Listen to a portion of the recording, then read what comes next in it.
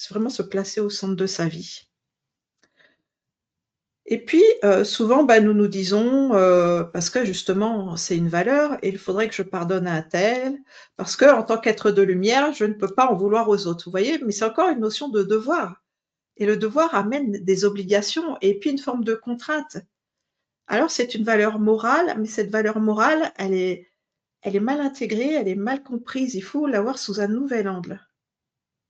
Parce que si on se dit: «Je peux pas en vouloir aux autres», ou on peut se dire aussi: «Bien, il est nécessaire d'aimer l'autre». Eh bien, je vais vous répondre, peut-être que je vais vous choquer, mais d'un point de vue humain, absolument pas. Et donc nous avons la suite du témoignage d'Isabelle: «C'est si puissant comme ressenti, je ne peux que lâcher prise encore. C'est incroyable pour moi, gratitude immense». Et encore, Isabelle, tu vois, tu es vraiment dans ton ressenti en tant qu'être éveillé et le contenu, ben, n'est pas encore tout à fait là, hein, puisque nous sommes en train de le dérouler.